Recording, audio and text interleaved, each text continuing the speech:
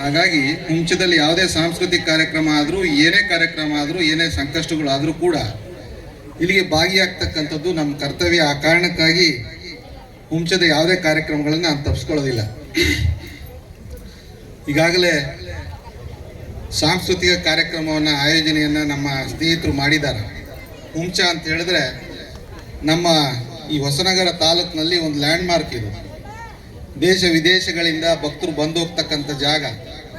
ಇಲ್ಲಿ ನಾವು ಮೂಲಸೌಕರ್ಯಗಳಿಗೆ ಹೆಚ್ಚು ಒತ್ತನ್ನು ಕೊಡಬೇಕಾಗ್ತದೆ. ಯಾವುದೇ ಪಕ್ಷ ಅಧಿಕಾರದಲ್ಲಿರಲಿ, ಯಾರೇ MLA ಆಗಿರಲಿ, ಯಾರೇ ಅಧಿಕಾರದಲ್ಲಿ ಇದ್ದಾಗ ಇಲ್ಲಿಗೆ ಹೆಚ್ಚಿನ ಪ್ರಾತಿನಿಧ್ಯವನ್ನು ಕೊಡಬೇಕಾಗ್ತದೆ. ಆ ನಿಟ್ಟಿನಲ್ಲಿ ಮಂಜುನಾಥ್ ಗೌಡರು ಮಲೆನಾಡು ಅಭಿವೃದ್ಧಿ ಮಂಡಳಿಯಿಂದ ಅಧ್ಯಕ್ಷರೇನಾಗಿದ್ದಾರೆ.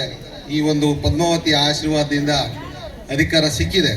ಈ ಸಿಕ್ಕಂಥ ಸಂದರ್ಭದಲ್ಲಿ ಇನ್ನೂ ಹೆಚ್ಚಿನ ಸೇವೆಯನ್ನು ತಾವು ಮಾಡಬೇಕು ಅಂತೇಳಿ ಹುಂಚ ಜನತೆಯ ಪರವಾಗಿ ತಮ್ಮಲ್ಲಿ ಮತ್ತೊಮ್ಮೆ ಮನವಿಯನ್ನು ಮಾಡ್ತಾ ಮಾಡಬೇಕು ಅಂತೇಳಿ ನಿಮ್ಮಲ್ಲಿ ಮತ್ತೊಮ್ಮೆ ಒತ್ತಾಯವನ್ನು ಕೂಡ ಮಾಡ್ತಾರೆ.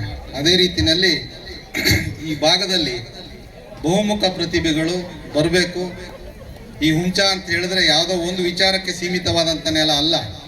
ಆ ಕಾರಣದಿಂದ ಸಂತೋಷ್ ಅವರು, ನಮ್ಮೂರಿನ ಹುಡುಗ, ಬರ್ತಕ್ಕಂಥ ವೈಕುಂಠ ಸಮಾರಾಧನೆ ಅಂತಕ್ಕಂಥ ಚಿತ್ರ ಈ ದೇಶಾದ್ಯಂತ, ರಾಜ್ಯಾದ್ಯಂತ ಒಳ್ಳೆಯ ಯಶಸ್ಸನ್ನು ಕಾಣಲಿ, ನಮ್ಮೂರಿನ ಹುಡುಗ ಇನ್ನೂ ಎತ್ತರಕ್ಕೆ ಬೆಳೀಲಿ ಅಂತೇಳಿ ಹುಂಚ ಜನರ ಪರವಾಗಿ ಅವರಿಗೆ ದೇವರಲ್ಲಿ ಪ್ರಾರ್ಥನೆಯನ್ನು ಮಾಡ್ತಾನೆ. ಚಪ್ಪಾಳೆ ಮೂಲಕ ಅವರ ಅಭಿನಂದಿಸ್ಬೇಕು. ಯಾಕೆ ಅಂತ ಹೇಳಿದ್ರೆ ಈ ಕಾಲದಲ್ಲಿ ಯಾವ ಕೆಲಸ ಮಾಡಲಿಕ್ಕೂ ಹಿಂದೆ ಮುಂದೆ ನೋಡ್ತಕ್ಕಂಥ ವ್ಯವಸ್ಥೆ.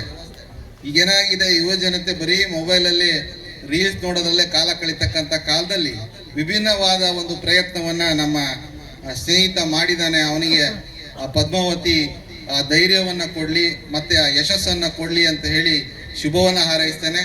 ಈ ಒಂದು ಸಾಂಸ್ಕೃತಿಕ ಕಾರ್ಯಕ್ರಮದಲ್ಲಿ ಜಾಸ್ತಿ ಮಾತಾಡೋಕೆ ಹೋದರೆ ಅರ್ಥ ಇರೋದಿಲ್ಲ.